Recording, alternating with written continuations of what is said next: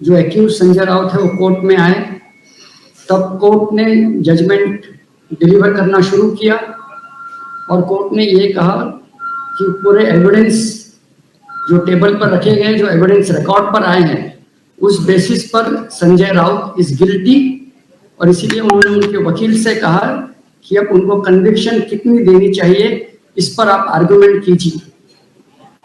उन्होंने आर्गुमेंट किया कि पहला कन्विक्शन है, इसीलिए उनको फाइन पर छोड़ा जाए, लेकिन हमने उस आर्गुमेंट को अपोज किया और हमने ये कहा कि Sanjay Raut is an habitual offender और उनको एक आदत है खास करके महिलाओं को लेकर बदनामी करने की, और महिलाओं को लेकर बदनामी करने की यह आदत कोई उनकी पहली आदत नहीं है।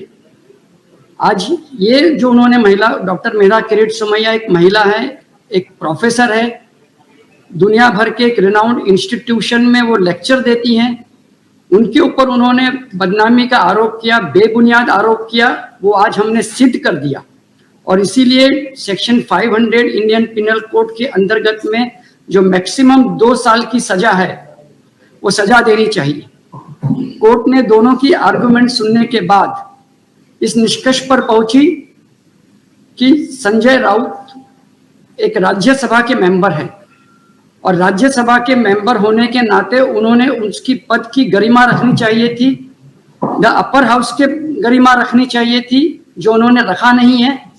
और इसीलिए सभी जो एविडेंस है उसके बुनियाद पर हम संजय राउत को 15 दिन की शिक्षा सुनाते हैं और 25,000 रुपया फाइन भरेंगे। फाइन अपील पीरियड खत्म होने के बाद वो कंप्लेनेंट डॉक्टर मेधा किरीट सोमैया को देंगे। इस प्रकार से उनको शिक्षा सुनाई गई और शिक्षा होने के बाद में, जैसे किरीट जी ने बताया, संजय राउत एक्यूज्ड को पुलिस ने कस्टडी में लिया है, शायद उन्होंने अभी बेल एप्लीकेशन किया होगा या जो भी ऑर्डर पास की होगी, that will be between the court and the accused.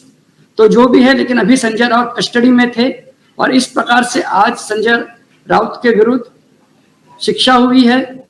और जैसे मेरे कलीग ने भी कहा कि एक बात फिर सिद्ध होती है कि इंडियन डेमोक्रेसी और इंडियन जुडिशरी बहुत रोबस्ट है। जो गुनाह करेगा वो आज नहीं तो कल शिक्षा जरूर पाएगा। Thank you. वीके न्यूज, राष्ट्र के नाम।